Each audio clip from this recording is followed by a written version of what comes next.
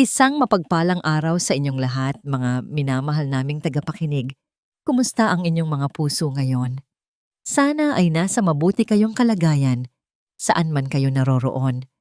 Narito na naman tayo para sa isang kwentong tiyak na yayanig sa inyong damdamin at magpapaisip sa inyo kung gaano nyo ba talaga kakilala ang taong katabi nyo sa pagtulog. Sabi nila, ang tiwala ay parang salamin. Kapag nabasag, pwede mong ayusin, pero makikita mo pa rin ang mga lamat. Pero paano kung ang salamin na yon ay hindi lang basta nabasag, kundi sadyang dinurog ng taong pinakamamahal mo? Samahan niyo akong tunghayan ng kwento ni Hiraya, isang babaeng mayaman sa salapi, ngunit pulubi sa katotohanan. Nabasag ang kopita ng champagne sa sahig. Ang matinis na tunog ng pagkabasag ay saglit na nagpatigil sa tawanan ng mga bisita sa loob ng Grand Ballroom ng Hotel de Luna. Ngunit para kay Hiraya Maningning, ang tunog na yon ay hindi galing sa basag na baso. Ito ay ang tunog ng kanyang puso na biglang huminto sa pagtibok. Nakatitig siya sa screen ng kanyang telepono. Isang mensahe mula sa numero na hindi nakarehistro. Walang pangalan, walang pagbati. 7 salita lang na nagpalamig sa mainit na gabi ng kanyang ika-10 anibersaryo ng kasal. Huwag kang uuwi. May nakaabang na pulis. Napahigpit ang hawak ni Hiraya sa kanyang gown na kulay ginto. Ang tela ay kumikinang sa ilalim ng dambuhalang chandelier. Simbolo ng kanyang tagumpay bilang CEO ng Maningning Realty. Siya ang reyna ng gabing ito. Lahat ay nakatingin sa kanya ng may paghanga. Pero sa loob-loob niya, nagsisimula ng gumuho ang kanyang mundo. Naramdaman niya ang mainit na palad na dumapo sa kanyang bewang. Ang pamilyar na amoy ng mamahaling pabango at tabako. Si Dahas, ang kanyang asawa. "Mahal, ayos ka lang ba?" Bulong ni Dahas sa kanyang tainga. Ang boses nito ay malambing, puno ng pag-aalala. "Namumutla ka. Masyado ba silang maingay?" Lumingon si Hiraya kay Dahas. Ang mukha nito ay kasing guwapo ng mga rebulto sa museo. Matangos ang ilong, malalim ang mga mata, at may ngiting kayang tunawin ang kahit sinong babae. Ito ang mukha na minahal niya sa loob ng 10 taon. Ang mukha ng lalaking nangakong aalagaan siya habang buhay. Paano magkakaroon ng pulis? Paano siya lulukohin ng lalaking ito? May nag-text lang. Nauutal na sagot ni Hiraya. Pilit nang ngumingiti kahit nanginginig ang kanyang mga labi. "Wrong send siguro?" sabi. "May sunog daw sa opisina." Tumawa ng mahina si Dahas at hinalikan siya sa pisngi. "Huwag mo nang intindihin yan. Gawa-gawa lang yan ng mga naiinggit sa atin. Ngayong gabi, tayo ang hari at reyna ng lungsod ng Bighani." May kinuha si Dahas mula sa bulsa ng kanyang Amerikana. Isang maliit na kahon na gawa sa nara.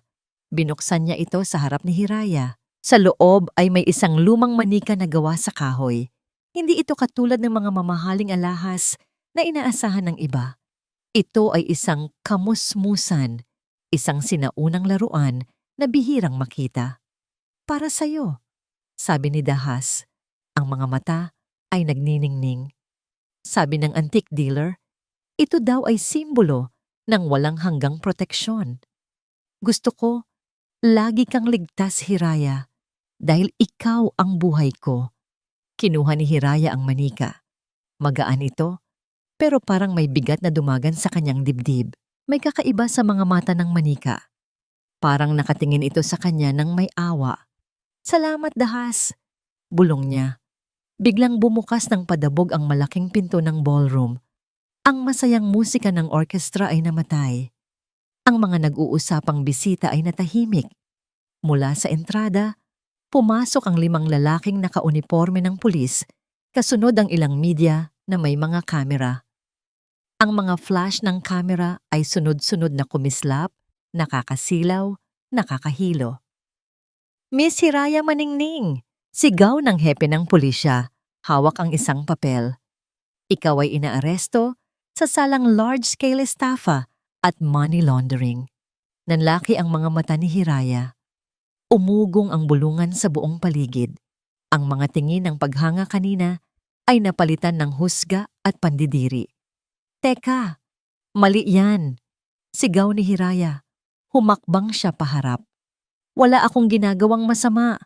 Ako ang may-ari ng kumpanya. Lumingon siya kay Dahas para humingi ng tulong. Si Dahas, na kilala bilang matapang at maimpluwensya, ay inaasahan niyang magagalit. Inaasahan niyang sisigawan nito ang mga pulis at ipagtatanggol siya. Pero nanatiling nakatayo si Dahas. Hindi ito gumalaw. Hindi ito nagalit. Sa halip, dahan-dahan itong umatras, papalayo kay Hiraya. Parang nandidiri na mahawa sa kanya. Dahas? Tawag ni Hiraya. Ang boses ay basag na. Dahas, sabihin mo sa kanila. Sabihin mo na malinis ang negosyo natin. Lumapit ang mga pulis. Hinawakan ang kanyang mga braso at pinihit ito palikod. Naramdaman ni Hiraya ang malamig na bakal ng posas sa kanyang mga pulso. Ang sakit ay tumagos hanggang buto. Dahas! Sigaw niya muli. Nagpupumiglas. Sa gitna ng kaguluhan, nakita niya si Marikit, ang kanyang pinagkakatiwalaang sekretarya at matalik na kaibigan, na lumapit kay Dahas. Inalalaya nito ang kanyang asawa. At sa isang iglap, nakita ni Hiraya ang hindi dapat makita. Ang kamay ni Marikit ay humaplos sa likod ni Dahas, at si Dahas ay humilig sa balikat nito na parang doon siya kumukuha ng lakas. Naglakad ang pulis palapit kay Dahas para kunin ang pahayag nito. Sir, kailangan po namin kayong imbitahan para magbigay ng statement, sabi ng pulis. Tumingin si Dahas kay Hiraya. Ang mga mata nito na kanina lang ay puno ng pagmamahal. Ngayon ay wala ng laman. Walang awa. Walang emosyon. Parang tumitingin lang ito sa isang basurang itatapon. Gawin niyo ang trabaho niyo, officer, sabi ni Dahas ng malakas, sapat para marinig ng lahat ng media at bisita. Hindi ko alam na ang asawa ko ay isang kriminal. Niloko niya ako. Niloko niya tayong lahat. Ang mundo ni Hiraya ay gumuho. Ang mga tuhod niya ay bumigay. Pero dahil sa hawak siya ng mga pulis, nanatili siyang nakatayo, nakabitin na parang isang manikang sira. Habang hinihila siya palabas ng ballroom, dumaan siya sa tapat ni Dahas. Saglit na nagtama ang kanilang mga mata. Yumuko si Dahas. Kunwari ay aayusin ang gusot sa damit ni Hiraya at bumulong sa tonong siya lang ang makakarinig. Ang ganda ng gown mo, mahal. Sayang. Bagay pa naman sana yan sa kabaong mo. At sa huling pagkakataon, narinig ni Hiraya ang tawanan ng mga tao. Pero ngayon, alam niyang hindi na sila tumatawa kasama niya. Tumatawa sila sa kanya. Ang reyna ng bighani ay isa na ngayong bilanggo. Malamig. Iyon ang unang naramdaman ni Hiraya. Hindi ang lamig ng aircon sa ballroom, kundi isang klase ng lamig na tumatagos hanggang sa kaloob-looban ng kanyang buto. Nakaupo siya sa isang metal na upuan, sa harap ng isang mesang puno ng mga galos at mantsa ng kape. Ang gintong gown na suot niya kanina ay parang naging isang mabigat na kadena ngayon. Kumikinang pa rin ito, pero sa ilalim ng mapurol na ilaw ng presinto, mukha itong balat ng isang nalantang prutas. Sa harap niya ay nakatambak ang mga dokumento, bank transfers, property deeds, at mga kontrata sa mga ghost projects. Lahat ay may pirma niya.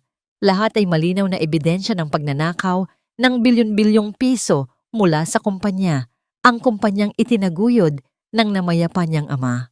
Miss Maningning, o dapat ko bang sabihing Mrs. Montefalco, panimula ng investigador na may matang parang agila. Ayon dito, nililipat mo ang pondo ng kumpanya sa mga offshore accounts sa Cayman Islands simula pa noong 2021. Ano ang masasabi mo dito? Hindi akin yan, garalgal ang boses ni Hiraya. Nanginginig ang kanyang mga kamay habang hawak ang isang papel. Ang pirma na to, kamukha ng akin, pero hindi ako ang pumirma nito. Hindi ko magagawang nakawan ang sarili kong kumpanya. Bumukas ang pinto. Pumasok si Attorney Gatchalian, ang matagal na nilang family lawyer. Nabuhayan ng loob si Hiraya. Tumayo siya agad. Attorney, salamat sa Diyos at nandito ka. Halos maiyak na sabi ni Hiraya. Sabihin mo sa kanila. Sabihin mo na imposible ang mga paratang nila. Pero hindi tumingin sa kanya si Attorney Gatchalian. Dumiretso ito sa investigador at nakipagkamay. Pagkatapos ay bumaling ito kay Hiraya nang may malamig na ekspresyon. Hiraya, sabi ng abogado sa mababang boses. Ang payo ko sa'yo, umamin ka na. Masyadong matibay ang ebidensya. Kung aamin ka ngayon, baka mapababa natin ang sentensya mo. Parang sinampal si Hiraya. Ano? Anong sinasabi mo? Wala akong kasalanan. Huwag ka nang magmatigas, diin ng abogado. Nasa labas ang asawa mo. Wasak na wasak siya. Ang gusto lang niya ay matapos na ang gulong ito para hindi na madamay ang pangalan ng pamilya. Si Dahas? Tanong ni Hiraya. Nasaan siya? Gusto ko siyang makausap. Sa kabilang panig ng one-way mirror, nakita ni Hiraya ang anino ng isang lalaki. Bumukas ulit ang pinto at pumasok si Dahas. Ibang-iba ang itsura nito kaysa kanina. Gusot na ang damit, magulo ang buhok, at namumula ang mga mata na parang galing sa matinding pag-iyak. Napakagaling na aktor. Lumapit si Dahas sa mesa. Hindi niya tinignan si Hiraya. Tumingin siya sa investigador. Officer! Basag ang boses ni Dahas. Gawin niyo kung ano ang nararapat. Mahal ko ang asawa ko. Pero hindi ko kukonsintihin ang krimen. Ang buong akala ko, sa charity na pupunta ang pera. Yun pala! Pumatak ang luha sa pisngi ni Dahas. Niloloko niya tayong lahat. Dahas, sigaw ni Hiraya. Tumigil ka. Alam mong hindi totoo yan. Ikaw ang may hawak ng finances. Ikaw ang nagpapapirma sa akin ng mga dokumento. Umiling lang si Dahas at tinakpan ang mukha ng palad. Tila ba hiyang-hiya siya sa iskandalo.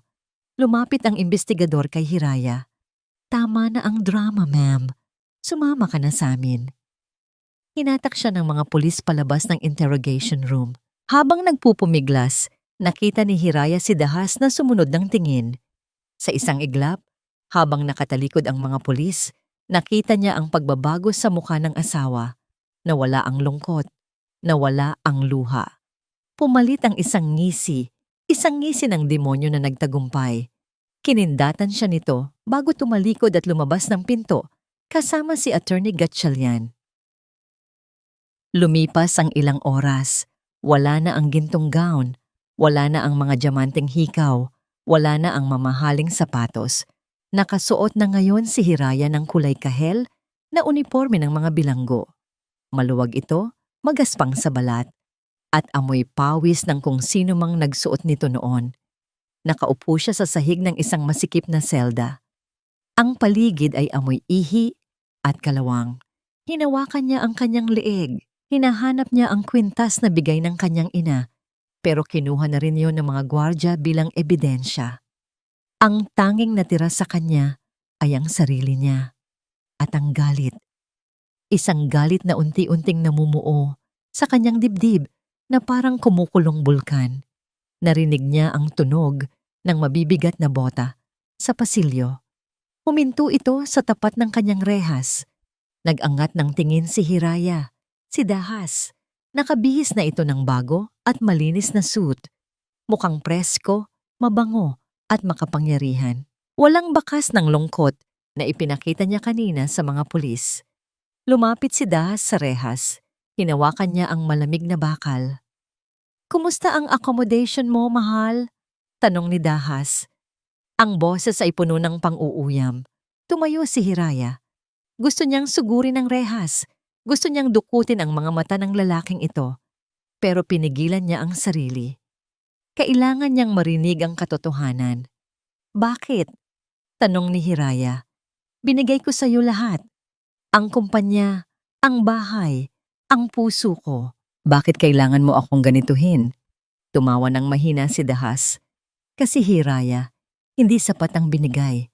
Gusto ko, akin lahat. At hanggat nandyan ka, hanggat ikaw ang maningning, ako ay mananatiling anino lang. Ayoko maging anino. Dinait ni Dahas ang mukha niya sa pagitan ng mga rehas. Ang kanyang hininga ay amoy mint, pero ang mga salita niya ay lason. Huwag kang mag-alala. Aalagaan ko si Marikit. Magaling siyang katuwang. Siya ang pumirma sa mga tseke. Ginaya niya ang pirma mo ng perpekto habang natutulog ka. Nanlaki ang mga mata ni Hiraya. Si Marikit, ang babaeng itinuring niyang kapatid. Mga demonyo kayo, bulong ni Hiraya. Tumutulo ang luha sa galit. Makakalabas ako dito. Ipapangako ko, Dahas. Sisingilin kita. Umiling si Dahas, parang isang magulang na nadismaya sa bata. Wala ka nang babalikan, Hiraya. Sa oras na ito, nililitis ka na ng publiko sa social media. Ikaw na ang pinakakinasusullamang babae sa Pilipinas. Wala kang pera, wala kang abogado, wala kang pamilya. Inilapit ni Dahas ang kanyang kamay sa rehas, tila ba aabuti ng pisngi ni Hiraya, pero umatras si Hiraya. Tanggapin mo na lang ang kapalaran mo, bulong ni Dahas, at ang bawat salita ay parang pako na ibinabaon sa puso ni Hiraya. Dito ka na mabubulok, at ang pangalang Hiraya Maningning, buburahin ko na yan. Mula ngayon, isa ka na lang numero sa loob ng kulungan. Tumalikod si Dahas at nagsimulang maglakad palayo. Ang tunog ng kanyang sapatos ay umaeko sa tahimik na pasilyo. Tak-tak-tak. Papalayo? Papunta sa kalayaan, habang si Hiraya ay naiwan sa dilim. Napaupo si Hiraya sa semento.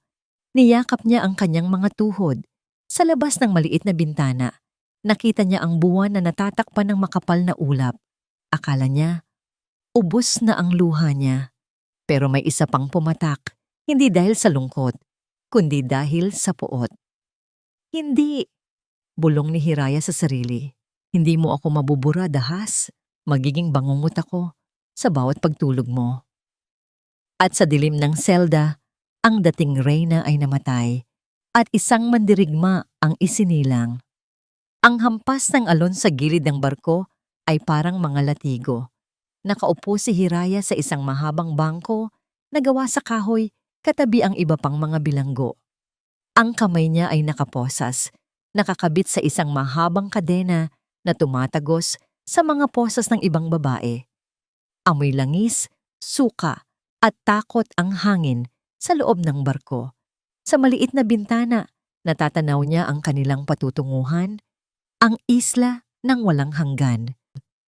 Mula sa malayo, mukha itong isang dambuhalang bungo na lumilitaw sa gitna ng maitim na dagat. Puro bato, matatalim na bangin, at isang lumang kastilyo na ginawang presuhan noong panahon pa ng Kastila.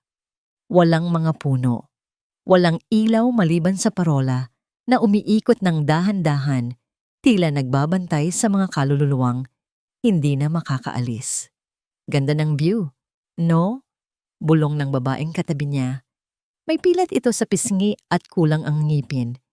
Sulitin mo na. Yan na ang huling beses na makikita mo ang dagat.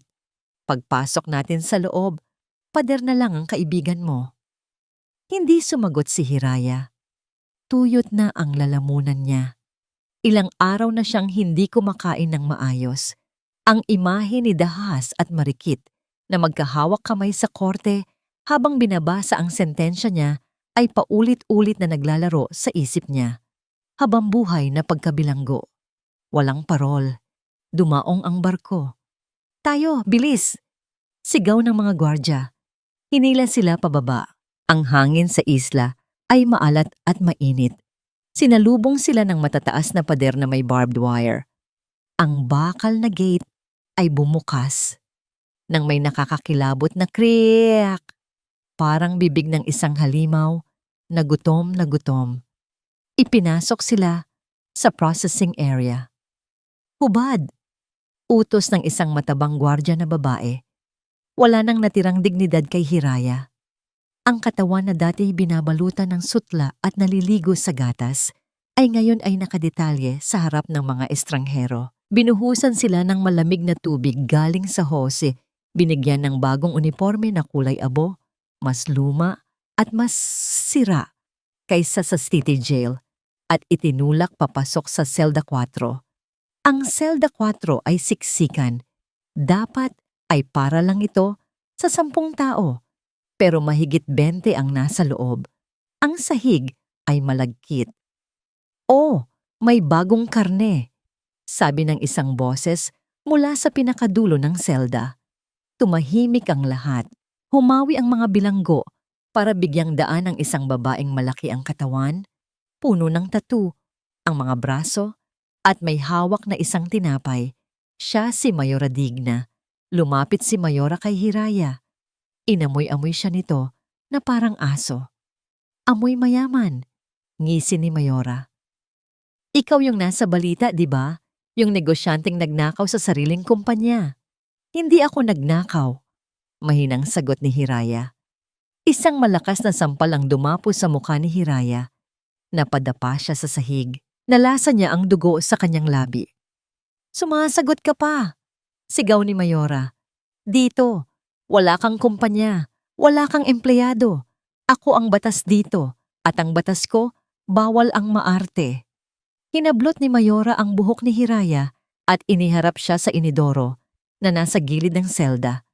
"Dahil bago ka, ikaw ang maglilinis niyan. Gamit ang kamay mo." Nagtawanan ng ibang bilanggo. Ang tawanan nila ay parang mga hiyaw ng demonyo sa tenga ni Hiraya. Gusto niyang lumaban pero wala na siyang lakas. Ang katawan niya ay bugbog. Ang puso niya ay durog. Dahan-dahang gumapang si Hiraya papunta sa sulok, malayo sa inidoro, at niyakap ang sarili. "Ano? Suwayin mo ako at..." Akmang susugurin siya ulit ni Mayora nang biglang may pumalo ng batuta sa rehas. Klang! Klang! Klang! Natahimik ang lahat. Sa labas ng rehas, nakatayo ang isang lalaking may edad na. Ang uniforme nito ay plansado at malinis, pero luma na ang estilo. Puti ang buhok niya at ang mukha niya ay puno ng kulubot na parang inukit ng panahon.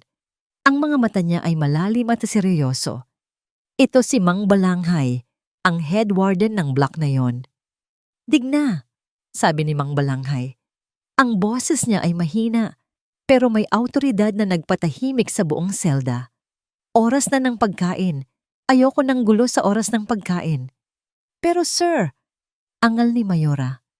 "Isa," bilang ni Mang Balanghay. Umatras si Mayora. Masama ang tingin kay Hiraya. "Pasalamat ka kay tanda.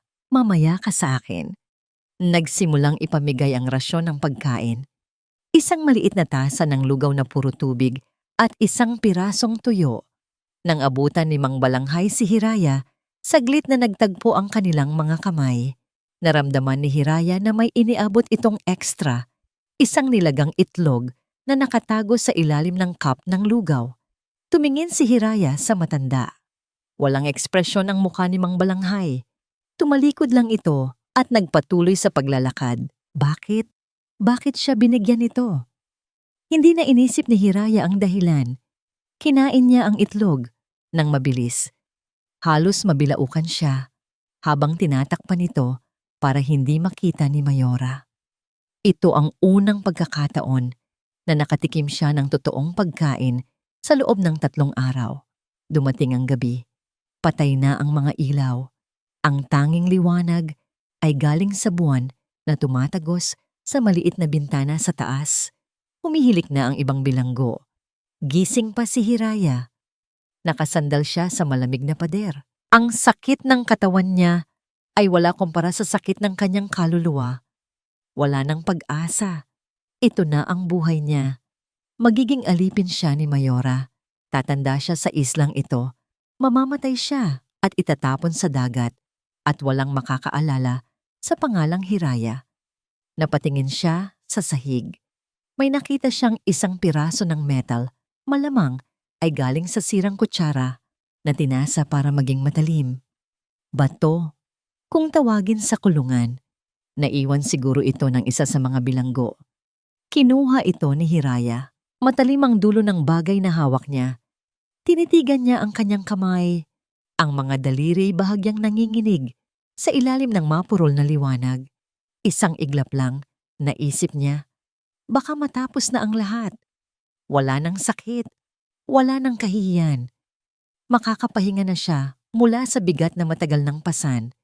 Inilapit niya ang kamay sa sarili, pumikit, at hinayaan ang luha na dahan-dahang pumatak sa kanyang pisngi. "Patawad, Lord," bulong niya. "Pagod na ako."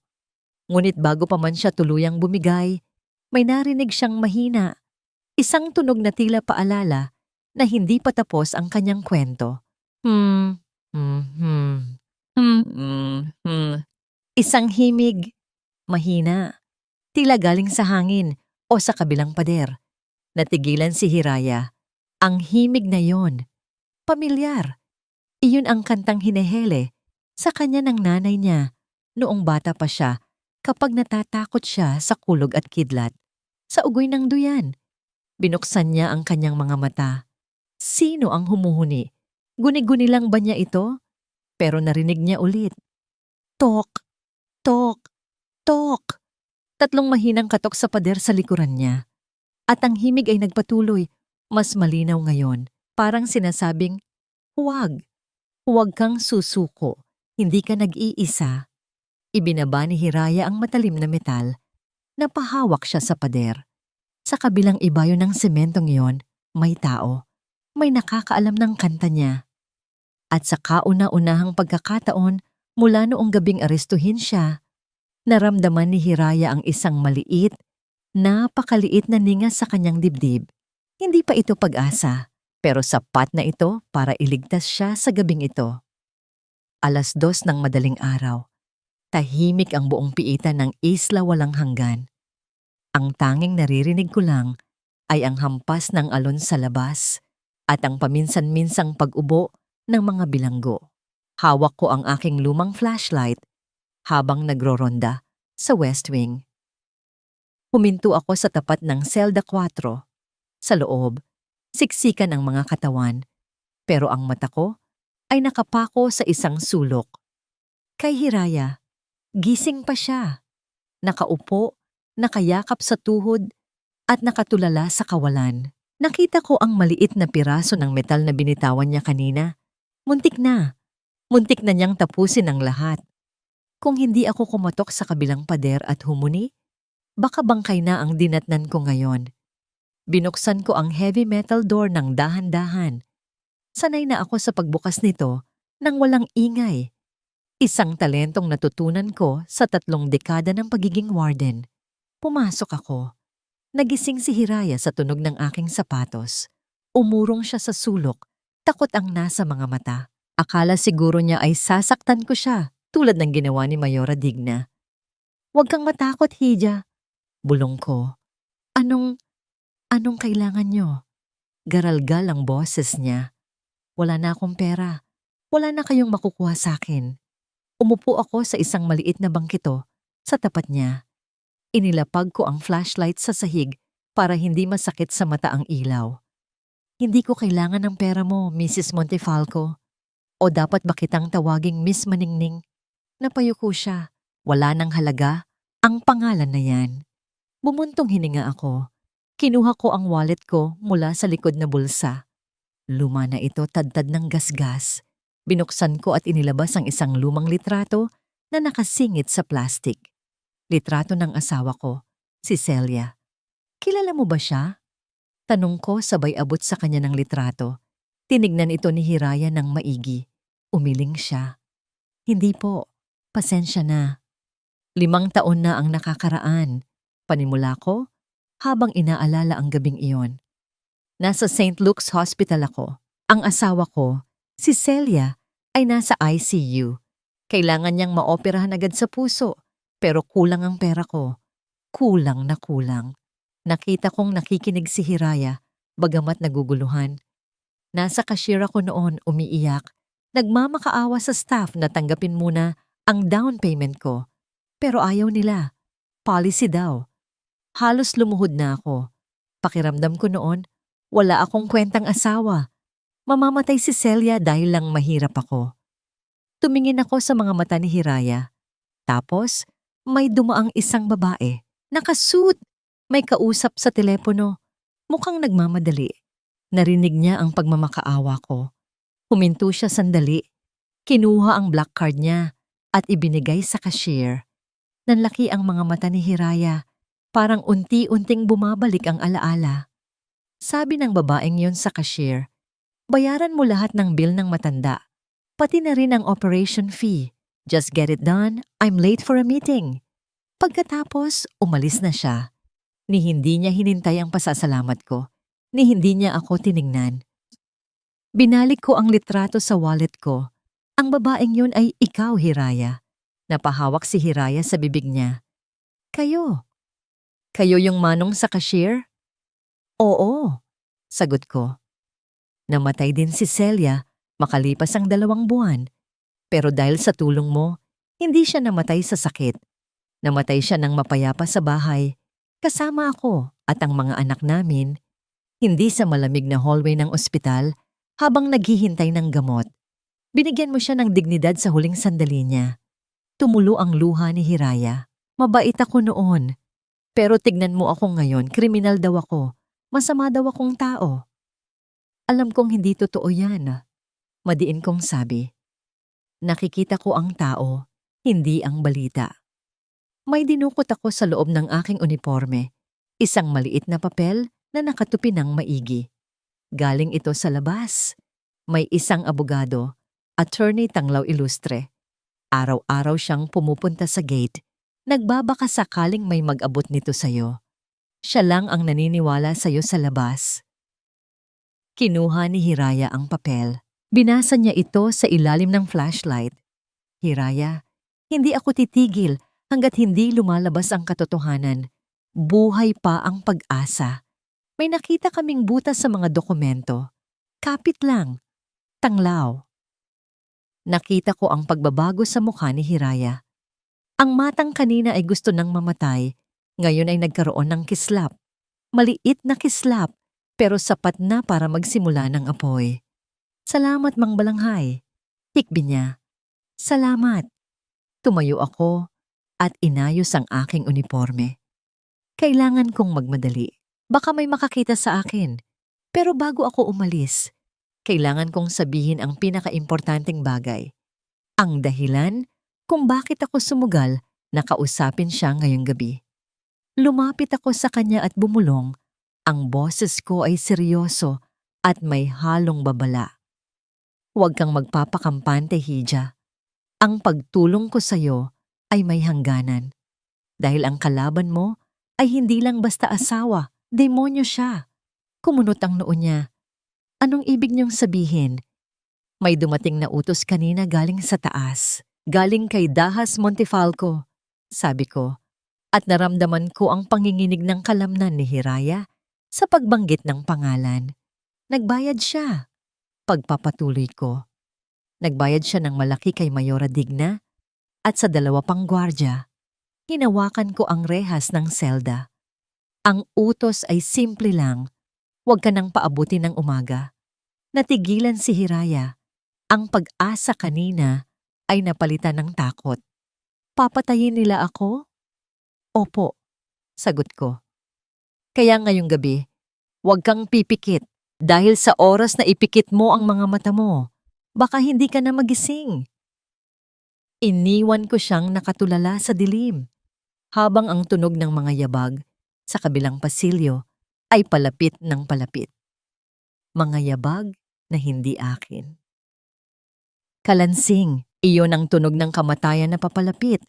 Nakapikit ako, kunwari ay tulog, pero gising na gising ang bawat senses ko. Nakahiga ako sa malamig na semento, nakatalikod sa pinto ng selda. Sa ilalim ng aking unan na manipis at mabaho, mahigpit ang hawak ng kanang kamay ko sa kapirasong metal na nakuha ko kanina. Ito na lang ang proteksyon ko. Naramdaman ko ang pagbabago ng hangin. May mga aninong tumatakip sa liwanag ng buwan na nanggagaling sa bintana. Tulog na ang prinsesa! Bulong ng isang boses, si Mayora Digna. Tapusin na natin to. Baka magising pa ang iba. Sagot ng isa pa. Narinig ko ang dahan-dahang paghakbang ng mga paa. Mabibigat, pero maingat.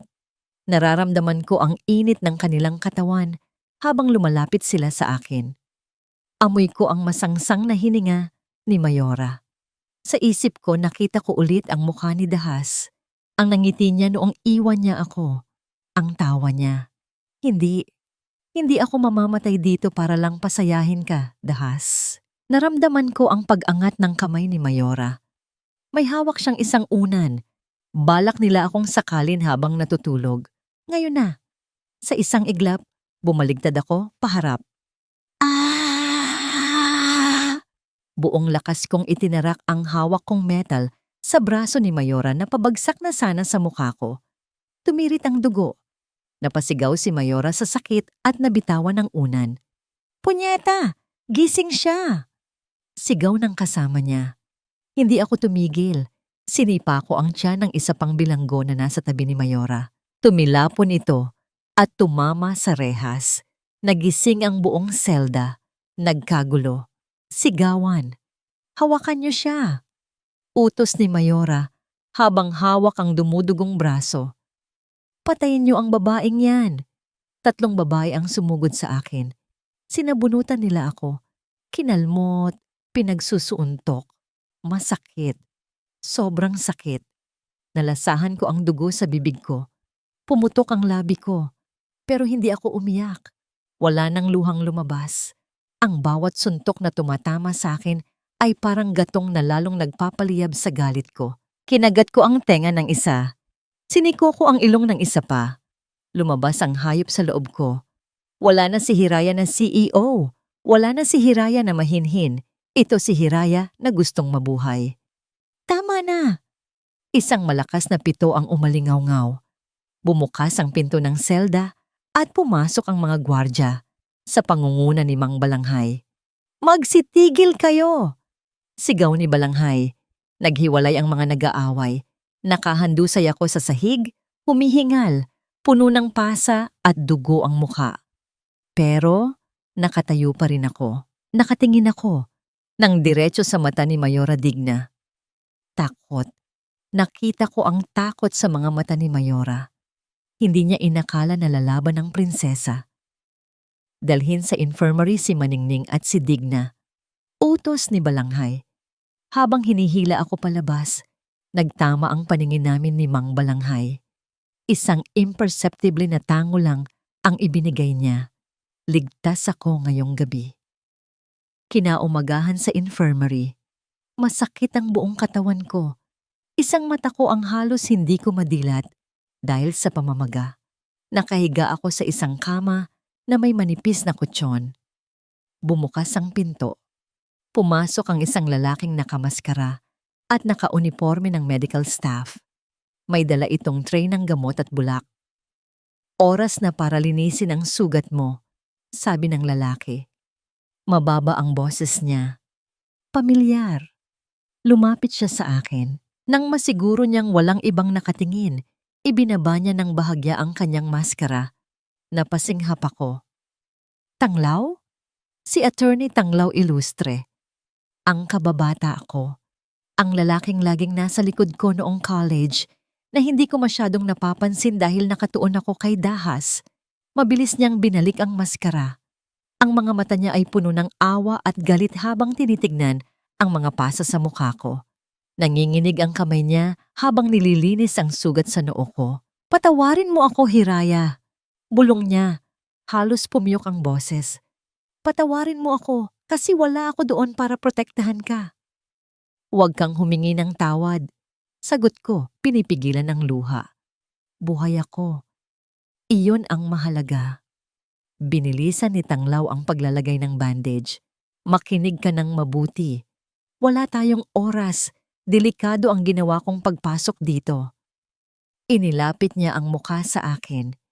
Nagsisimula ng mag-liquidate ng assets si Dahas. Ibinebenta niya ang lahat ng properties ng Maningning Realty, ng Palugi, para mailabas agad ang pera at tumakas papuntang ibang bansa. Napakuyom ang kamao ko. Ang kumpanya ni Papa. Pero may pagkakamali siyang nagawa. Mabilis na sabi ni Tanglaw. Masyado siyang nagmamadali. Nahanap namin ang trace ng transaction pero kailangan natin ng original evidence, ang recording, ang files na magpapatunay na peke ang mga pirma mo. Nasa laptop ko lahat, sabi ko, pero kinuha na ng mga pulis. Wala sa laptop, Hiraya. Binura na nila lahat. Umiling si Tanglaw. Kailangan natin ng backup. May sinabi ba si Dahas sa'yo bago ka hulihin? May ibinigay ba siya? Nag-isip ako. Ang gulo ng utak ko. Wala. Wala siyang. Bigla kong naalala. Ang ballroom. Ang huling regalo. Ito ay simbolo ng walang hanggang proteksyon. Nanlaki ang mata ko. Ang manika, bulong ko. Ang kamusmusan. Kumunot ang noo ni Tanglaw. Anong manika? Isang antik na manika. Binigay niya sa akin bago ako arestuhin. Sabi niya galing sa antique dealer. Pero mabigat ito at kakaiba ang mga mata.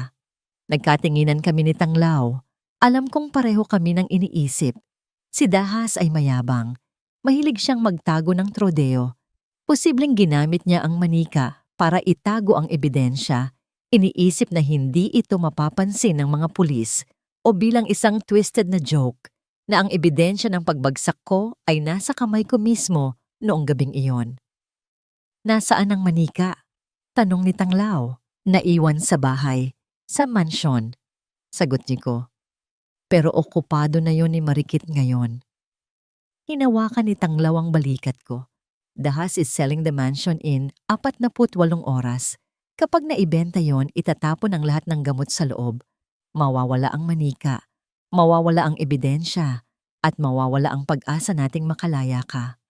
Tumayo na siya at inayos ang tray. Hiraya, magpapahinga ka muna.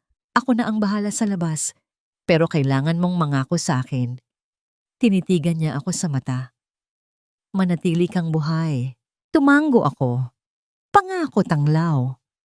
Hihintayin kita. Lumabas siya ng pinto. Naiwan akong mag-isa. Masakit ang katawan, pero buo ang loob. May 48 oras kami. At sa labas ng mga pader na ito, magsisimula na ang tunay na gera. Bumubuhos ang ulan sa labas ng Maningning Mansion. Nakaparada ang sasakyan ko sa madilim na bahagi ng kalsada. Ilang metro ang layo sa gate. Nakapatay ang makina at ang mga ilaw. Ang tanging liwanag ay galing sa screen ng cellphone ko. 11:00 na ng gabi. Ito lang ang oras na pwede kaming kumilos. Ang mansyon na dati ay puno ng init at tawa. Nung nakatira pa si Hiraya, ngayon ay mukhang haunted house. Malamig. Nakakatakot. Tumunog ang phone ko. Isang text message galing kay Mang Balanghay. Nasa loob na ang kontak ko. Si Manang Sol. Dati siyang yaya ni Hiraya na hindi tinanggal ni Dahas para may utusan. Huminga ako ng malalim. Diyos ko, gabayan niyo po si Manang Sol. Sa loob ng mansion, ayon sa plano, dapat ay tulog na ang lahat. Pero mali kami. Bukas pa ang ilaw sa master's bedroom at kahit dito sa labas, dinig ko ang sigawan. Sa loob ng mansion, nagkakagulo sina Dahas at Marikit. Nagkalat ang mga maleta sa sahig. Nagmamadali silang mag-impake. Bakit ba ang dami mong dalahin? Bulyaw ni Dahas, habang pilit na isinasara ang isang malaking maleta. Pupunta tayo sa Europe para magtago, hindi para mag-fashion show. Iwan mo na yung mga damit mo. Ayoko. Sigaw pabalik ni Marikit. Naka-silk robe siya, hawak ang isang baso ng wine. Lasing na siya. Pinaghirapan ko to. Ilang taon akong nagtiis na maging sekretarya lang ni Hiraya. Ngayon na akin na ang lahat. Gusto mo iwan ko lang? Wala na tayong oras, Marikit. Lumapit si Dahas at hinawakan ng mahigpit ang braso ng babae. Naka-freeze na ang 2 accounts natin. May naamoy ang Bangko Sentral. Kailangan na nating umalis bukas ng madaling araw bago pa tayo ma-hold departure order.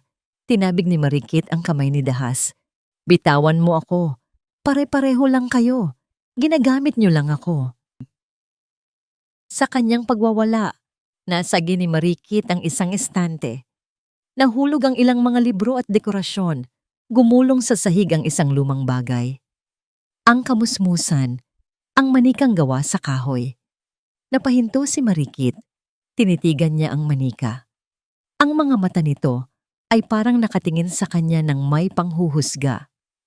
Ano ba to? Pandidiri ni Marikit. Bakit may ganitong basura dito? Nakakatakot ang itsura. Regalo ko yan kay Hiraya nung gabing hulihin siya. Walang ganang sagot ni Dahas habang nagbibilang ng cash. Ew, itapon mo nga yan. Parang sinusumpa tayo ng manikang yan eh. Pinulot ni Marikit ang manika sa pamamagitan ng dalawang daliri. Parang nandidiri siya sa hawak niya. Naglakad siya papunta sa terrace at akmang ihahagis ito sa garden. Wag dyan, saway ni Dahas. Makikita ng mga kapitbahay. Ilagay mo sa trash bin sa kusina. Bukas ang hakot ng basura. Umirap si Marikit. Fine. Naglakad siya pababa ng hagdan, pasuray-suray. Dumiretso siya sa kusina at ibinalibag ang manika sa malaking basurahan. Goodbye, Hiraya. Bulong niya sabay tawa ng mapakla. Bumalik siya sa taas. Sa dilim ng kusina, may gumalaw. Si Manang Sol. Kanina pa siya nakatago sa likod ng refrigerator, nanginginig sa takot. Narinig niya ang lahat. Alam niyang ito ang hinahanap ni Attorney Tanglao. Nang masiguro niyang nakaakyat na si Marikit, dahan-dahang lumabas si Manang Sol. Binuksan niya ang basurahan. Nandoon ang manika, nakahiga sa ibabaw ng mga balat ng prutas at tirang pagkain. Patawad po, Ma'am Hiraya. Bulong ni Manang Sol habang kinukuha ang manika at pinunasan ito ng kanyang apron. Ililigtas ko po kayo. Itinago niya ang manika sa loob ng kanyang bayong na may lamang mga gulay. Dahan-dahan siyang naglakad papunta sa back door, ang pinto na ginagamit ng mga katulong. Sa labas, nakita ko ang pagbukas ng gate sa likod. Agad akong lumabas ng kotse at tumakbo palapit. Suot ang hood ng jacket ko para hindi makilala. Lumabas si Manang Sol, basang-basa ng ulan. Iniabot niya sa akin ang bayong. Attorney, hinihingal na sabi ni Manang Sol. Nasa ilalim ng mga talong. Kunin niyo na. Bilis! Salamat, Manang. Sumama na kayo sa akin. Delikado na dito, sabi ko. Hindi.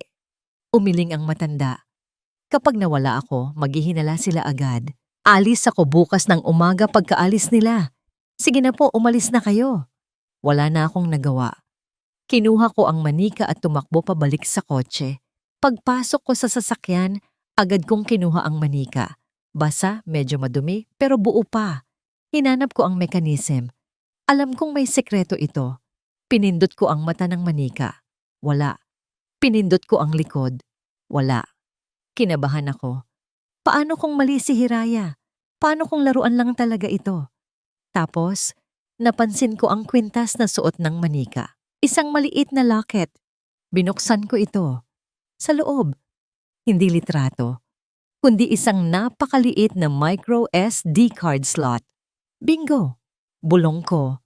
Napangiti ako habang tumutulo ang pawis sa noo ko. Nasa kamay ko na ang susi ng kalayaan ni Hiraya. Pinaandar ko na ang makina para umalis. Sa loob ng master's bedroom, humiga na si Dahas sa kama. Pagod na pagod. Si Marikit ay tulog na sa tabi niya. Hindi makatulog si Dahas.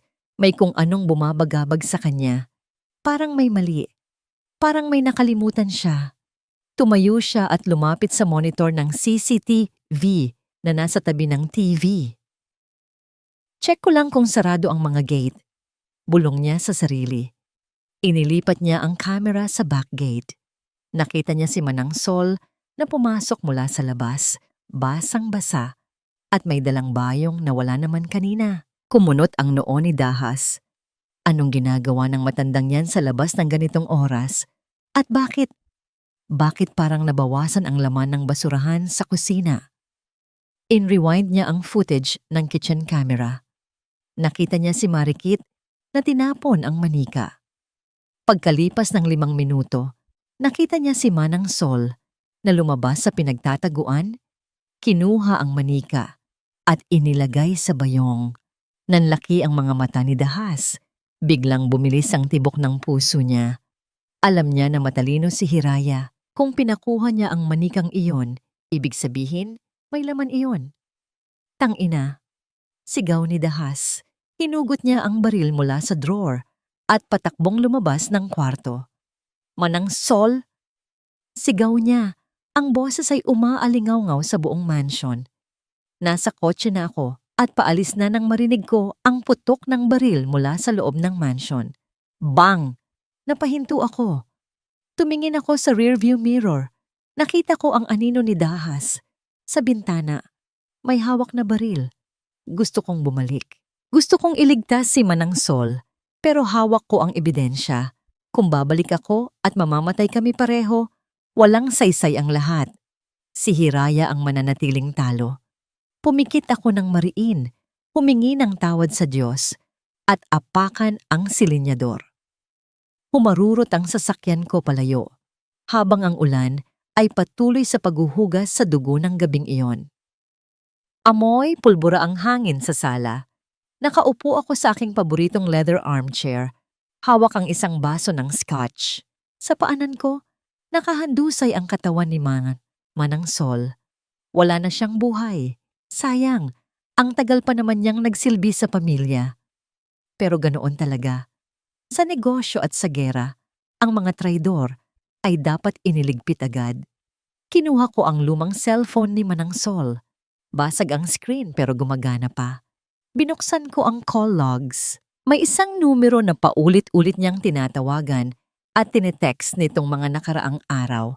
Walang pangalan, numero lang. Sino ka? Bulong ko. Tinawagan ko ang aking private investigator. Trace this number, now. Gusto ko ng pangalan at address sa loob ng 10 minuto. Habang naghihintay, inikot ko ang tingin ko sa mansion.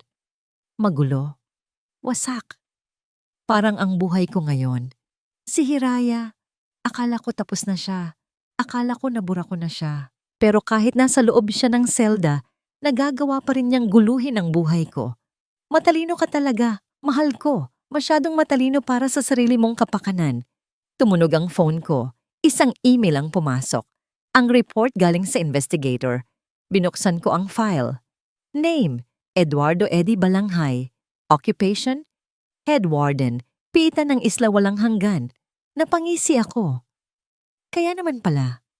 Kaya pala buhay pa ang prinsesa ko. May Anghel de la Guardia sa loob. Pero habang iniscroll ko pababa ang profile ni Balanghay, nahagip ng mata ko ang personal background section. Nanigas ako. Nabitawan ko ang baso ng alak. Nabasag ito sa sahig pero hindi ko pinansin. Nakatingin ako sa litrato ng warden noong kabataan niya.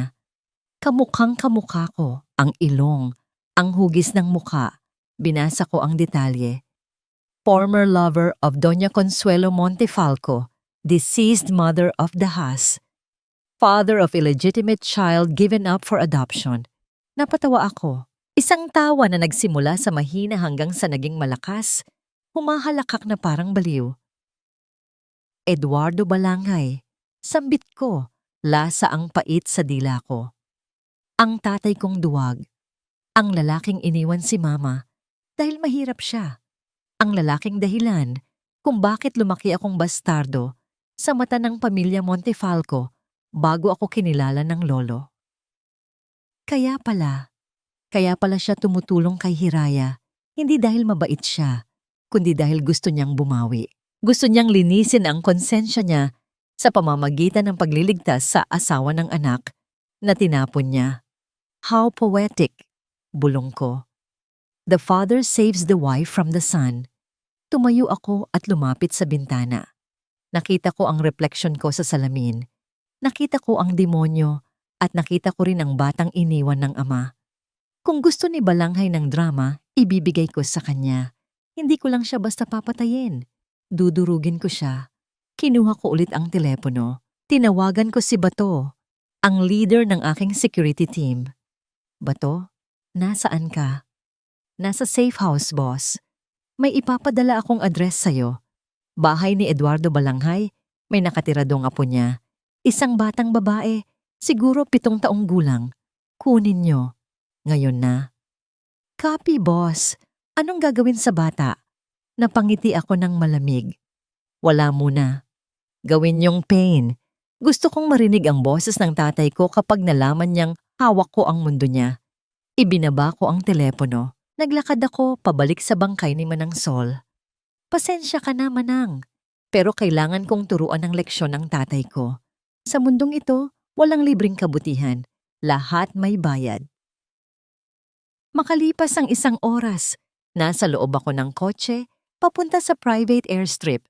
Pero bago ako umalis, may isa pa akong tawag na gagawin. Dinedial ko ang numero ni Eduardo Balanghay. Ring, ring, ring. Hello?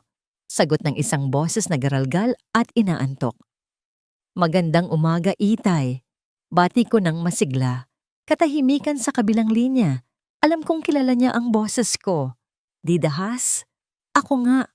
Ang anak na kinalimutan mo. Kamusta ang trabaho sa presuhan? Masaya ba maglaro ng bayani? Anong kailangan mo, Dahas?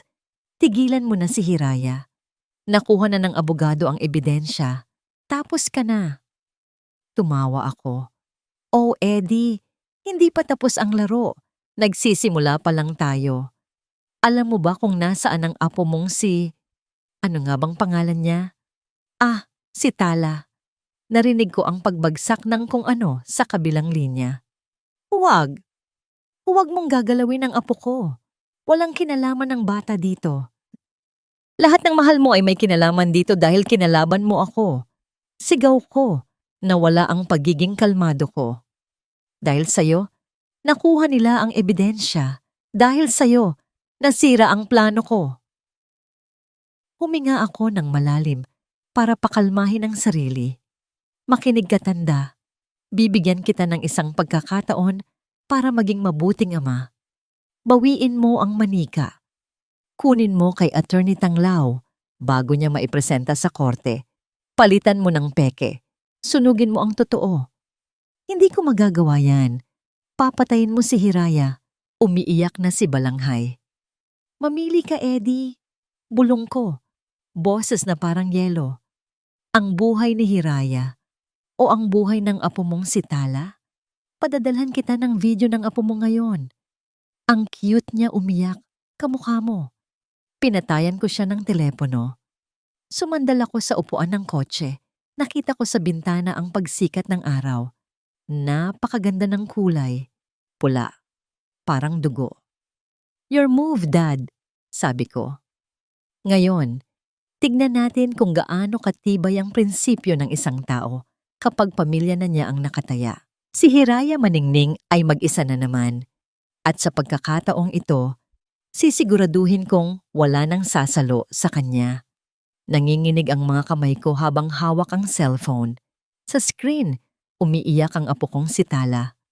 Nakagapos ang kanyang mga kamay sa isang upuan. May takip ang kanyang bibig, pero kitang-kita ko ang takot sa kanyang mga mata. Sa tabi niya, may anino ng isang lalaking may hawak na kutsilyo. Tulong, Lolo. Paulit-ulit na tumatakbo sa isip ko ang mga salitang iyon, ang boses ni Tala, na narinig ko sa video na ipinadala ni Dahas. Diyos ko, anong gagawin ko? Bulong ko sa hangin. Nasa loob ako ng aking maliit na opisina sa loob ng piitan. Nakatingin ako sa labas ng bintana. Ang dagat ay kalmado, kabaligtaran ng bagyo sa loob ng dibdib ko. Si Hiraya o si Tala? Ang tama. O ang aking dugo? Si Hiraya ay isang mabuting tao. Biktima siya. Siya ang pag-asa ng hustisya. Kung ibibigay ko ang manika kay Dahas, para ko na ring sinentensyahan ng kamatayan si Hiraya. Mabubulok siya dito habang ang demonyong anak ko ay nagpapakasaya sa ninakaw niyang yaman. Pero si Tala, ang apo ko, ang nag-iisang liwanag na natitira sa buhay ko mula nang mamatay si Celia. Inosente siya. Wala siyang kalaban-laban. Kung hindi ko susundin si Dahas, baka hindi ko na siya makitang muli. Napapikit ako. Naalala ko ang mukha ni Celia. Ano kaya ang sasabihin niya kung nandito siya?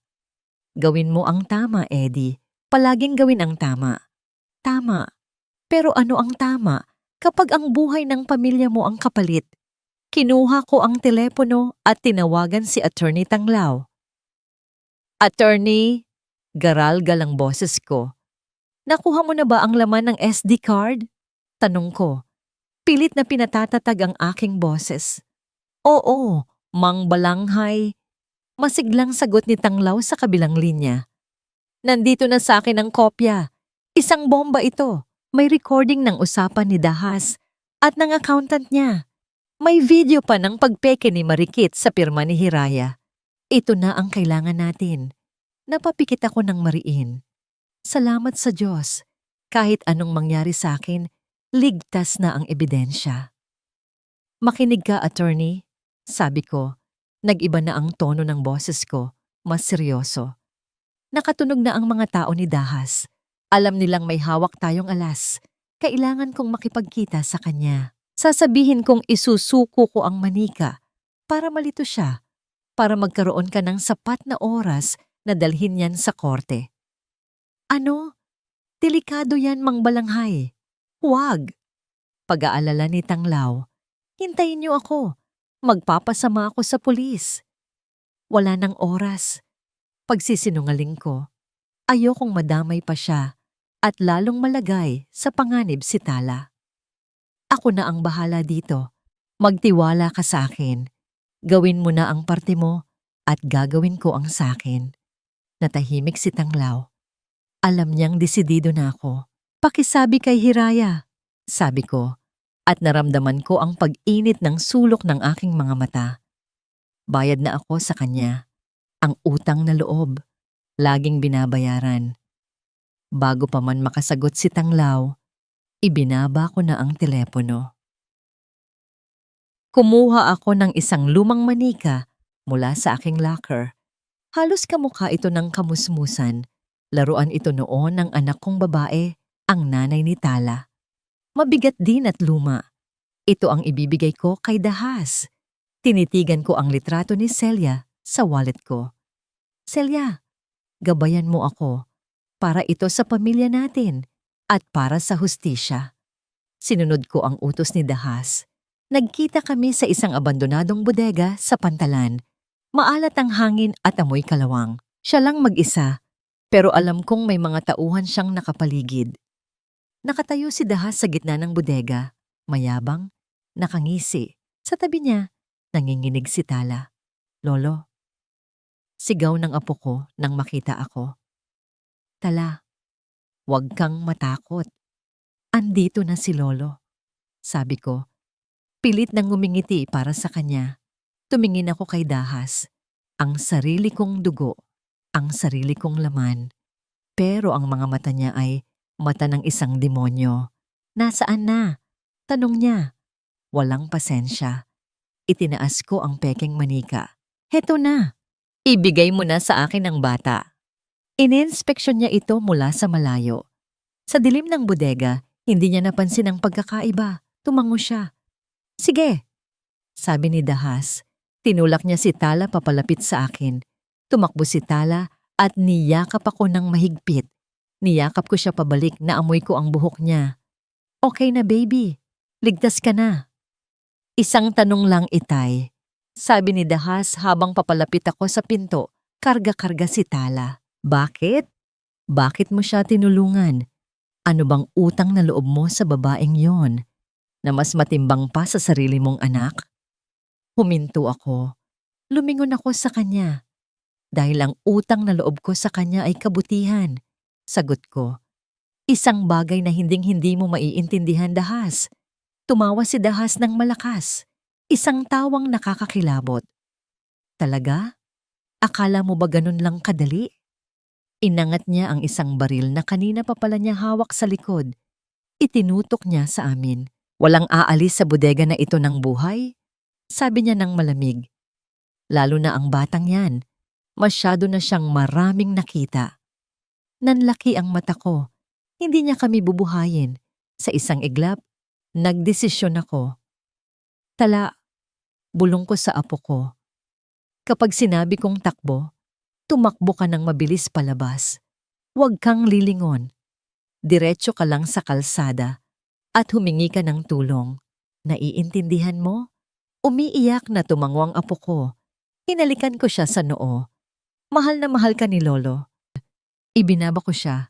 Tumingin ako kay Dahas. Takbo! Sigaw ko. Kasabay ng pagtakbo ni Tala, sinugod ko si Dahas. Hindi para manalo, kundi para bumili ng oras. Naggulat si Dahas sa ginawa ko. Nagpambuno kami. Mas malakas siya, mas bata. Pero lumaban ako na parang hayop na sinusukol. Sinipa ko siya, sinuntok, kinagat. Ang tanging nasa isip ko ay ang maliit na figura ni Tala na papalayo. Bang! Isang mainit na kirot ang naramdaman ko sa aking dibdib. Nabitawan ko si Dahas. Napaluhod ako. Nakita ko ang dugo na bumubulwak mula sa aking uniforme. Tumingin ako sa labas. Nakita ko si Tala na nakalabas na ng bodega. Ligtas na siya. Ngumiti ako. Napatingin ako kay Dahas. Ang mukha niya ay puno ng galit at gulat. Tinitigan niya ang dugo ang katawan ko sa sahig. Bayad na ako. Bulong ko bago ako tuluyang lamunin ng dilim. Sa loob ng isla, nang walang hanggan, nakaupo si Hiraya sa kanyang selda, naghihintay ng balita. May maliit na TV sa istasyon ng mga gwardya. Bukas ito, sa 24 na oras, biglang lumabas ang isang breaking news. Isang warden mula sa piitan ng isla walang hanggan, kinilalang si Eduardo Balanghay, ang natagpuang patay sa isang bodega sa Pantalan. Ayon sa inisyal na investigasyon, posibleng sangkot ang warden sa isang tangkang pagtakas ng isang high-profile inmate. Hindi na narinig ni Hiraya ang mga sumunod na salita. Nabitiwan niya ang tasa ng tubig na hawak niya. Nabasag ito sa sahig. Si Mang Balanghay, patay na. At pinalalabas pa nilang kriminal. Alam niya. Alam niyang nagsakripisyo ito para sa kanya. Ang matandang nagbigay sa kanya ng itlog nung una siyang dumating. Ang matandang kumanta ng oyayi ng nanay niya para iligtas siya sa sarili niyang kadiliman. Napahawak si Hiraya sa rehas. Nanginginig ang buong katawan niya. Ang utang na loob, laging binabayaran. Ang mga huling salita ni Mang Balanghay kay Tanglaw ay umalingaw-ngaw sa kanyang isipan na parang kulog. Hindi. Hindi ito utang na loob. Ito ay sakripisyo. Isinakripisyo ng matanda ang kanyang buhay, ang kanyang pangalan, para sa kalayaan niya. Naramdaman ni Hiraya ang pag-akyat ng isang emosyon na mas malakas pa sa galit. Isang determinasyon na kasing tigas ng bakal na rehas na hawak niya. Ang pagkamatay ni Mang Balanghay ay hindi magiging walang saysay. Hindi na ito tungkol sa pera. Hindi na ito tungkol sa kumpanya. Hindi na ito tungkol sa paghihiganti para sa sarili niya. Ito ay para kay Mang Balanghay. Ito ay para sa hustisya. Tumingin si Hiraya sa labas ng bintana. Ang araw ay papalubog na, nag-iiwan ng kulay dugong guhit sa kalangitan. Dahas! Bulong ni Hiraya sa hangin.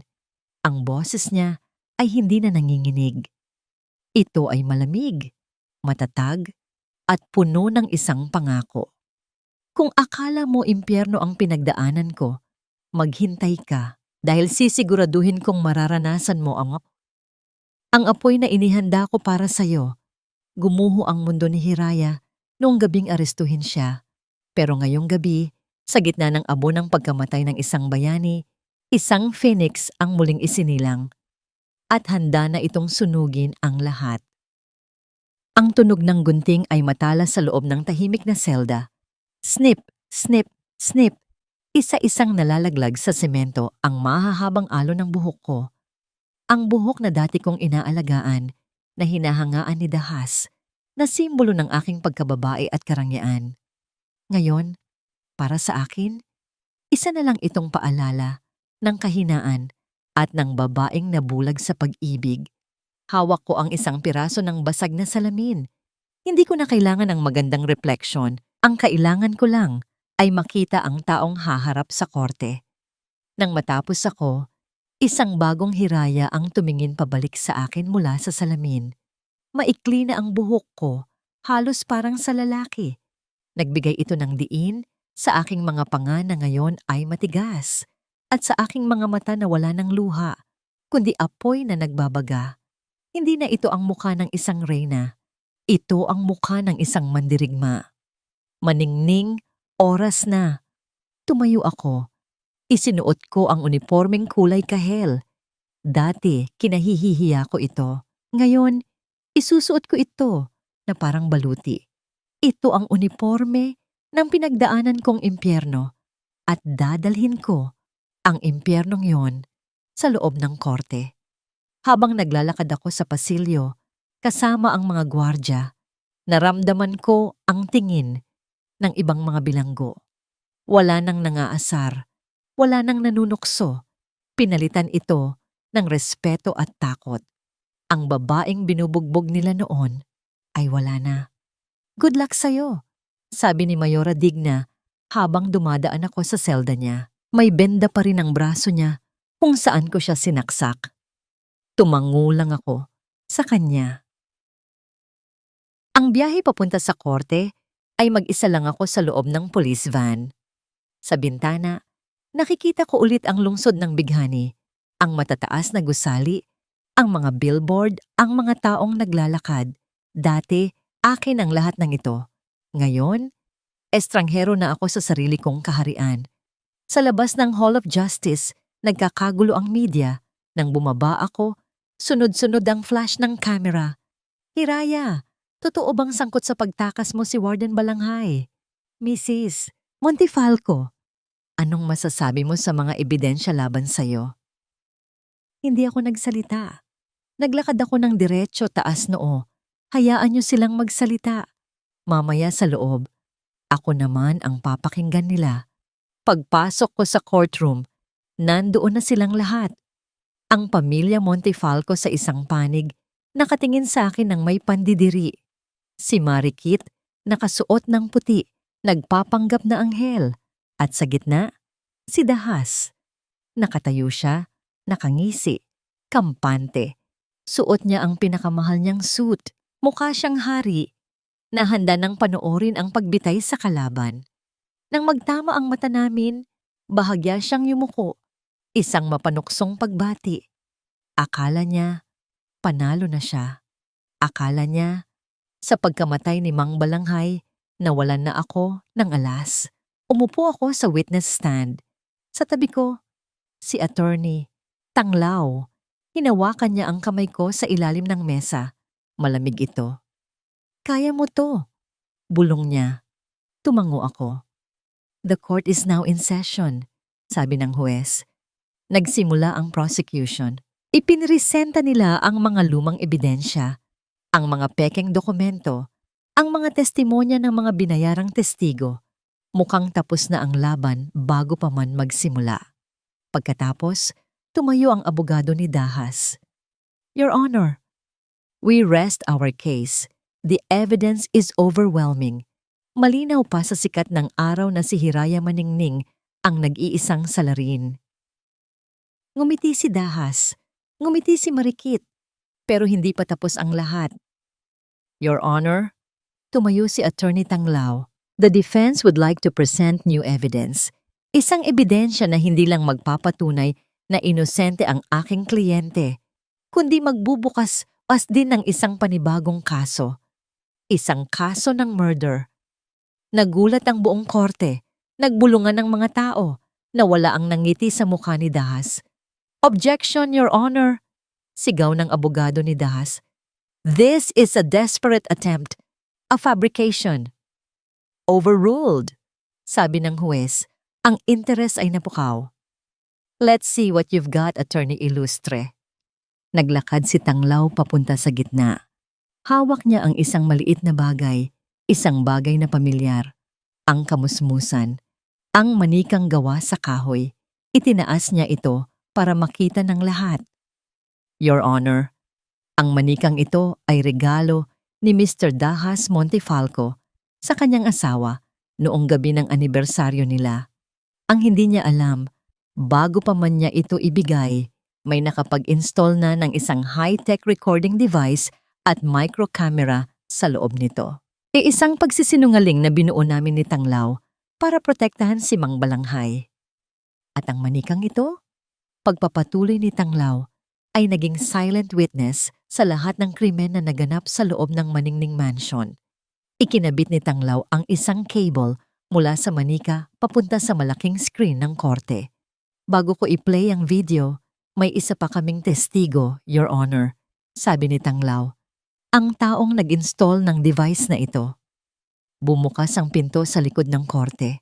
Pumasok ang isang babaeng nakatakip ang mukha ng scarf. Sino yan? Tanong ng huwes.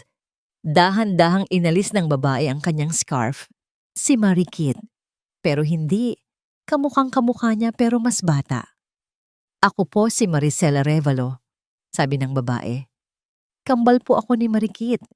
At nandito ako para ibunyag na ginamit lang ni Dahas ang kapatid ko. Napatingin ang lahat kay Marikit na ngayon ay namumutla na. Si Dahas naman ay parang nakakita ng multo. Play the video. Utos ng huwes. Pinindot ni Tanglaw ang play. Unang lumabas sa screen ang mukha ni Marikit habang pinepeke ang pirma ko. Pagkatapos, isang boses. Ang boses ni Dahas. Galingan mo yan ni Mahal. Pagkatapos nito, sa atin na ang lahat. At si Hiraya, magiging alaala na lang siya. Pero hindi iyon ang pinakamatinding bomba. Nag-fast forward si Tanglaw sa isa pang recording. Isang phone call. Boses ulit ni Dahas. Siguraduhin niyong malinis ang pagkagawa. Putulin niyo ang oxygen supply ni Mama. Gawin ninyong magmukhang atake sa puso. Ayoko nang maghintay sa mana. Masyado nang tumatagal ang lahat. Isang nakabibinging katahimikan ang bumalot sa buong courtroom. Si Doña Consuelo Montefalco, ang matriarch ng pamilya, na idineklarang pumanaw umano dahil sa atake sa puso, 6 na buwan na ang nakalipas. Ay hindi pala natural ang pagpanaw. May kamay na gumalaw sa likod ng lahat. At ang pinakamasakit, ang kamay na yon ay mula sa sarili niyang anak. Napatingin ako kay Dahas. Namumutla ang kanyang mukha, parang papel. Nanlalaki ang kanyang mga mata sa takot at gulat. Tumingin siya kay Marikit. Pagkatapos ay sa kambal nito. At sa huli, sa akin. Ang hari ay natanggalan ng korona. At sa mga mata ko, hindi na galit ang nakita niya, kundi awa. Awa para sa isang kaluluwang nilamon ng kasakiman at ngayon ay wala nang matatakbuhan. Tapos na ang laro. Ang katahimikan sa loob ng courtroom ay parang isang bombang maaring sumabog anumang sandali. Lahat ng mata ay nakatuon sa malaking screen kung saan paulit-ulit na umaalingaw-ngaw ang boses ni Dahas. Malamig, walang bakas ng pag-aalinlangan. Gawin ninyong hindi na siya makabawi. Ayoko nang maghintay. Masyado nang tumatagal ang lahat. Ang mga miyembro ng pamilyang Montefalco ay tila nawalan ng hininga sa narinig. Ang kapatid ni Doña Consuelo ay napahagulgol, habang ang iba'y nanatiling nakapako sa kinatatayuan. Hindi makapaniwala sa nabunyag na katotohanan. Ang mga pinsan ni Dahas ay nakatingin sa kanya na parang isa siyang halimaw. Si Marikit naman ay nanginginig sa kinauupuan. Tumingin siya kay Dahas, hindi makapaniwala. Ginamit siya para magnakaw, pero hindi niya alam na ginamit din siya para pagtakpan ng isang karumal-dumal na pagpatay.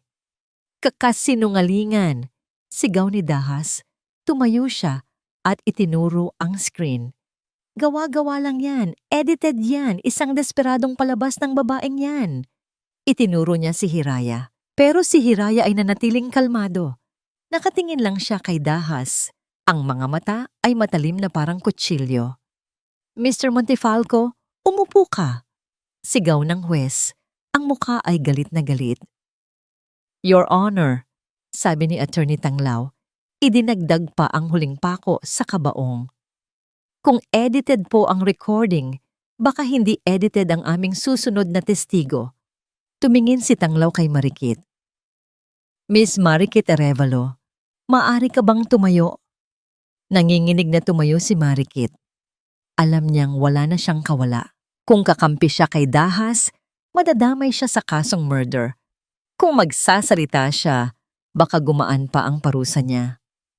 Miss Arevalo, malumanay na tanong ni Tanglaw. Noong araw na mamatay si Doña Consuelo, nasaan ka? Nasa ospital ako. Garalgal ang boses ni Marikit. Inutusan ako ni Didahas na dalhan siya ng kape. At ano ang nakita mo sa kwarto ni Doña Consuelo? Naglaro sa isipan ni Marikit ang lahat. Ang pagmamadaling pumasok ni Dahas sa kwarto, ang pag-alis niya pagkatapos ng 5 minuto, ang biglang pag-flatline ng monitor ng matanda, at ang sinabi ni Dahas sa kanya pagkatapos, "Huwag kang mag-alala, mahal. Malapit nang maging atin ang lahat." Umiyak si Marikit. Narinig ko po ang usapan nila sa telepono. Akala ko po tungkol lang sa negosyo. Pero pagkatapos ng tawag, pumasok siya sa kwarto ni Doña Consuelo at paglabas niya, wala na po ang matanda. Parang isang kidlat na tumama sa korte ang testimonya niya. "Sinungaling!" sigaw ni Dahas. "Binayaran ka niya para siraan ako, di ba? Pagkatapos ng lahat ng binigay ko sa'yo, ito ang igaganti mo sa akin?" Hindi na napigilan ni Dahas ang sarili. Sa isang iglap, tumalon siya mula sa kinauupuan niya, tinabig ang mga gwardya at sinugod si Hiraya sa witness stand. Ang mga mata niya ay nanlilisik na parang sa isang hayop na nasukol. Ikaw ang may kasalanan ng lahat ng ito." Sigaw niya habang sinusubukan niyang sakalin si Hiraya.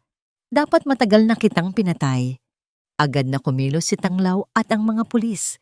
Hinatak nila palayo si Dahas. Nagpupumiglas ito, nagsisigaw, nagwawala. "Ako ang hari! Hindi niyo ako pwedeng ikulong! Ako si Dahas Montefalco!" Pero wala nang nakikinig sa kanya. Ang imahe niya bilang isang maginoo at matagumpay na negosyante ay gumuho na.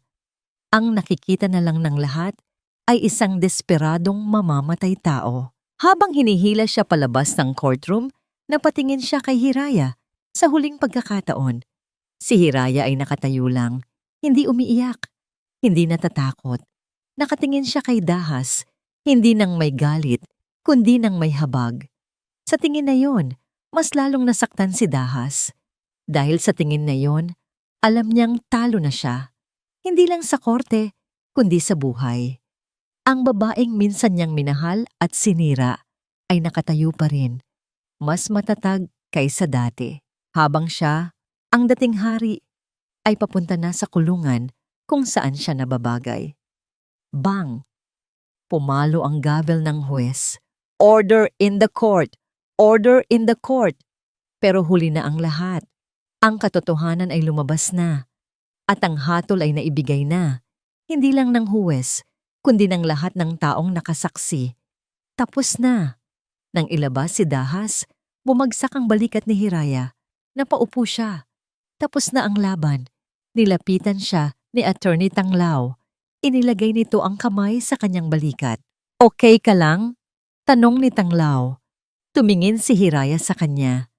At sa unang pagkakataon, sa loob ng maraming buwan, isang tunay na ngiti ang sumilay sa kanyang mga labi. Isang ngayon ng ngiting pagod, pero malaya. "Oo," sagot niya. "Ngayon, okay na ako." Sa labas ng bintana, ang mga ulap ay humawi. Sumikat ang araw, ang liwanag nito ay tumagos sa loob ng courtroom, tila sinasabing tapos na ang dilim. Ang gate ng pitan ng Isla Walang Hanggan ay bumukas ng may mabagal at kalawangin na tunog. Ito rin ang parehong gate na pumasok ako bilang isang bilanggo. Wasak, durog at walang pag-asa. Ngayon, lalabas ako dito bilang isang malayang tao. Nakasuot ako ng simpleng puting bestida na binili ni Tanglaw. Ang hangin ng dagat ay humahampas sa aking mukha. Dati, ang hangin na ito ay simbolo ng aking pagkakakulong. Ngayon, ito na ang amoy ng kalayaan. Sa labas, naghihintay si Tanglaw. Nakasandal siya sa kanyang kotse, nakangiti. Nang makita niya ako, ang nangiti niya ay lalong lumawak. "Welcome back, Hiraya," sabi niya. Nginitian ko siya pabalik pero alam kong hindi umabot sa mga mata ko ang ngiting iyon. Salamat Tanglaw, sa lahat, sabi ko. Pinagbuksan niya ako ng pinto. Habang paalis kami sa isla, tinitignan ko ito mula sa bintana hanggang sa maging isa na lang itong tuldok sa karagatan. Isang parte ng buhay ko ang iiwanan ko doon. Isang parte na masakit, pero nagpatatag sa akin. Makalipas ang isang linggo, ang balita ay puno pa rin ng tungkol sa kaso. Si Dahas ay nahatulan ng reklusyon perpetua nang walang parol para sa pagpatay sa kanyang ina at sa attempted murder sa akin. Si Marikit, dahil sa kanyang kooperasyon, ay nakakuha ng mas mababang sentensya para sa kasong estafa. Ang Maningning Realty ay naibalik sa akin. Ang lahat ng aking ari-arian, ang mansion, ang mga bank accounts, lahat ay nasa pangalan ko na ulit. Bumalik ako sa mansion. Ang bahay na minsan kong tinawag na tahanan ay parang isang museo na ngayon. Malamig, walang buhay. Bawat sulok ay may alaala ni Dahas. Ang upuan kung saan kami sabay nagkakape. Ang hagdan kung saan niya ako binuhat noong bagong kasal kami. Ang kwarto kung saan niya ako niyakap at binulungan ng mga kasinungalingan. Hindi ko na kayang tumira dito. Kinabukasan, kinausap ko si Tanglaw sa aking opisina. Ibenta mo lahat, sabi ko sa kanya. Ano? Gulat na tanong ni Tanglaw. Hiraya, pinaghirapan mo to. Ipinaglaban natin to. Ito ang legacy ng pamilya mo. Hindi na ito ang legacy ko, Tanglaw. Umiling ako. Ang legacy ko ay hindi itong mga building na gawa sa semento at salamin. Ang tunay na legacy ay kung paano tayo nabuhay. Kinuha ko ang isang folder. Ito ang mga papeles. Ibenta mo ang kumpanya, ang mansion, lahat ng stocks. Ang kalahati ng pera, ilagay mo sa isang trust fund para kay Tala, ang apo ni Mang Balanghay. Siya na ang mag-aaral at bubuhay sa kanya. Ang kalahati naman, i-donate mo sa mga charity na tumutulong sa mga biktima ng injustice, lalo na sa mga babaeng nakakulong ng walang kasalanan. Pero, paano ka? Tanong ni Tanglaw. Ang mga mata niya ay puno ng pag-aalala. Saan ka pupunta? Anong gagawin mo? Ngumiti ako. Isang tunay na ngiti sa pagkakataong ito. Magsisimula ako ulit. Bago ako tuluyang umalis sa lungsod ng Bighani, may isa pa akong lugar na kailangang puntahan. Isang simpleng sementeryo sa probinsya. Nahanap ko ang puntod niya. Walang pangalan. Isang numero lang na nakasulat sa isang krus na kahoy, libingan ng mga bilanggo na walang kumukuhang pamilya. Pero para sa akin, hindi siya isang numero. Inilapag ko ang isang pumpon ng puting bulaklak sa puntod. Mang Balanghay, bulong ko habang pinipigilan ng aking mga luha. Salamat po. Hindi ko po alam kung paano ko kayo pasasalamatan. Pero ipinapangako ko, ang sakripisyo nyo ay hindi masasayang. Aalagaan ko si Tala na parang sarili kong anak. At sisiguraduhin kong mabubuhay ako sa paraang maipagmamalaki ninyo. Umupo ako sa damuhan sa tabi ng puntod niya. Nagkwento ako. Kinwento ko sa kanya ang lahat ng nangyari sa korte. Ang pagbagsak ni Dahas, ang paglaya ko. Habang papalubog ang araw, naramdaman ko ang isang kapayapaan na hindi ko naramdaman kahit kailan. Ang bigat sa dibdib ko na daladala ko sa loob ng isang taon ay unti-unting nawala. Hindi pera o kapangyarihan ang nagpalaya sa akin. Ang pagpapatawad. Pinatawad ko na si Dahas, hindi para sa kanya, kundi para sa akin. Pinatawad ko na si Marikit. At higit sa lahat, pinatawad ko na ang sarili ko sa pagiging bulag noon. Tumayo ako. Handa na ako sa bagong simula. Bago ako umalis, may napansin akong isang maliit na papel na nakasuksok sa gilid ng krus. Kinuha ko ito. Sulat kamay. Eduardo Dante Balanghay, isang mabuting ama at isang bayani. Nakalagay sa ilalim ang pangalan ni Attorney Tanglaw. Napangiti ako habang tumutulo ang luha. Hindi pala nag-iisa si Mang Balanghay. Iniwan ko ang sementeryo na may gaan sa puso. Dala-dala ko ang isang maliit na maleta at isang one-way bus ticket papunta sa isang maliit na bayan sa Laguna na hindi ko pa napupuntahan. Wala akong plano, wala akong pera, wala akong pangalan. Pero sa kauna-unahang pagkakataon, malaya ako. 1 taon ang lumipas. Ang tunog na gumigising sa akin tuwing umaga ay hindi na ang alarm clock ng syudad o ang sigaw ng mga gwardya. Ito ay ang tilaok ng mga manok at ang huni ng mga ibon. Nakatira ako ngayon sa isang maliit na bahay kubo sa gitna ng isang bukirin sa Laguna. Sa harap ng bahay ay may taniman ako ng mga bulaklak, mga rosas, sampagwita at paborito ni Mang Balanghay, ang gumamela. Sa likod naman ay may maliit kaming palaisdaan. "Mami Hira, ang almusal po." Napangiti ako. Lumingon ako at nakita ko si Tala, 8 taong gulang na ngayon. Tumatakbo papalapit sa akin. Hawak niya ang isang plato ng sinangag at pritong itlog.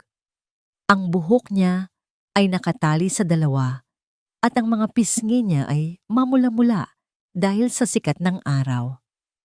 "Salamat anak," sabi ko at hinalikan siya sa noo.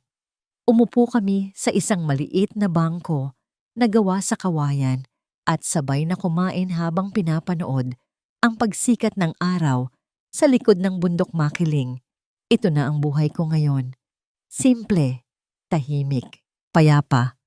Hindi na ako si Hiraya Maningning, ang CEO. Dito, kilala lang ako bilang Hira, ang babaeng nagbebenta ng bulaklak sa palengke tuwing linggo. Hindi na ako mayaman sa pera.